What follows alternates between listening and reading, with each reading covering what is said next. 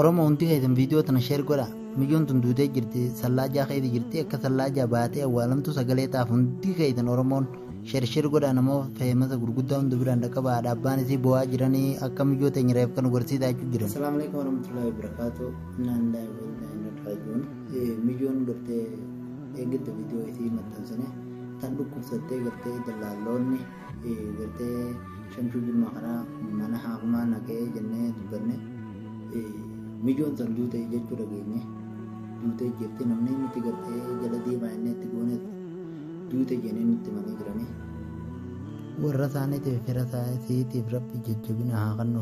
Akkasumatti gartee sargoo Adamis Shamshuunis bakka gartee gara itti godaansa seeraan alaa ta'e keessatti yaamnee waamicha goonee fi sargoon hin dhufne Shamshuun dhufee gartee ragaan illee masakkaree fi akka miyyoon tun sargoo miidhee sargoo bira miidhamte ragaa ba'ee jira jechuudha. Namni biraatillee ijoollee wajjin jirtu ragaa baatee jirti waan gartee ijoolleen tun jettu walumaan dhageenya dhaggeeffadha. Isaan lamaan sunni dhukkubsatan hamba isaanii duraanuu qaama qalloodha. Ganaa mootummaa irra dhufee amma qaxaabiruu mana keessatti ijoollee lallaaluu eegaleeme. Ganaa ijoollee qaqalloo kan harka nama kana isaan hidhanii ganaa isaan ba'an hojjaaniituma galgala maqaan raamanii jirutti nu alla ijoolleen gara dhukkubaa. Ganaa ijoollee guddina tokkoon kan nyaatin kana aanilleen takka kanan dhukkubne hanga qaama qalloo ta'u malee ganaa akkanarra nu kaa'ane. Nama sadii nama afur dhukkubsataa baasanii fedhanaa haratti du'anii jaanii gadhiisanii isaan garuu hin duune takka hin ootan manumatti jirtu tana takka tagaddee bitisanii takka ta'a amma isaanii Abdallaa jettu tana. Rakkina guddaa qabu ijoollee sorboon achi kaa'isani ijoollee nasruu warra gartee rukkaba achitti miidhee onqoonis fayyadamaanis miidhee achirraa ooleera. Mootummaatiin miyyoo ijoollee dhukkubsattu haa duutu karan nurraa duutu jennee baasanii jechuudha. Miyyoon tun eenyu biratti akka miidhamte ragaan qulqulluun kanaa jechuudha. Sargoo bira miidhamte jechuudha. Gartee ijoollee sargoon achi haate sanittuu miyyoo tana akka gartee mana haakumaan geetiin qoonqoollee nyaata gahaan kanneen ijoollee guyyaa sadii waan nyaatiin karan nurraa duutu jee baasee jechuudha. Dhageessanii jirtan. Sargoo yaamnee liftii keessaa qabatee ammoo gara keessaatiin an dubbiseetiin jira waan sargoon jee asumaan itti dhiyaata. Nama hobii namaatis himannaa himna irraa qabus baqatuu miti. Murteeffattee ergaati laalaadha. Karaa gabaabaa akka Oromoo tokkotti laala. Ayyakka qabaatu kuma sargoo kanaati. Beelaan duute, tumicha namaatiin duute, fayyadabaan duute. Takka takkatti.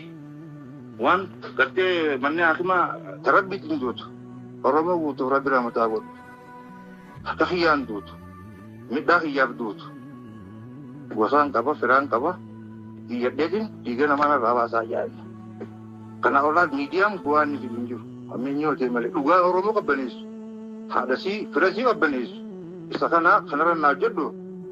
Namaan angartee saadaa keessaatti godhee biyyoo tana dhaqee ilaale manni haakimaa akka gartee miidhamtee miyyoon haakima dhaquu dhabuudhaan nyaata harkachuu dhabuudhaan duute himaniif jechuudha.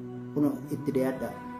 Michoo malaariyaa duubee nyaatatti wallaansa dhabdee irratti argu dhukkubsattee baay'ee takka guutuu ciisu jirti wallaansa dhabdee duuti walii galatti nanti malaariyaa dhukkubni siidaa busee jechuudha boo. Inni isaan kina nyaataan qabaanna isaa keessatti qaamni irraa dhumatee hidhamni guddaan sana irraa mul'ata.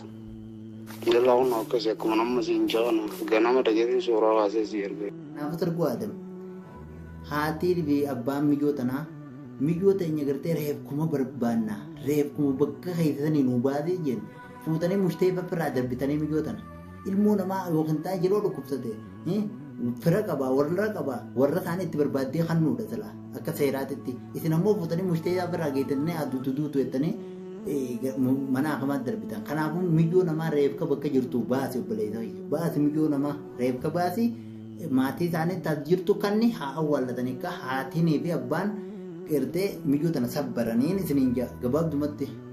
Raajaan amma fakkeenyaaf namni waan tokko hojjetu namni silaa beekee fayyadama kan namaatiinis harka namaatiinis makeenaanis akka itti duutiin dhufti garuu immoo milyoonaan gartee duutuu asimmaa duutii dheebaa mootummaa achitti erganii achitti hafuun siidha salphina fitti. Kanaafuu milyoon akka awwaalamtu taasisaadha Oromoo nuti osoo sargoo qofan ta'anii sargoon abbaa waan kanaatii bar akka awwaalamtu inni abbaadha. Milyoon tun gartee nyaataa fi wallaansa dhabuudhaan qoonqoo gahaa harkachuu dhabuudhaan duute. Kanaaf Oromooti hundi keessan hadara viidiyoo tana sheer godhaa namni hundi akka sagalee taatanii viidiyoo tana akka milyoon tun gartee ichi baatee awwaalamtee haadha abbaan isiitti illee sabran kabajaan isin gaafan. Kanaafuu viidiyoo tana hundi keessan sheer godhaa.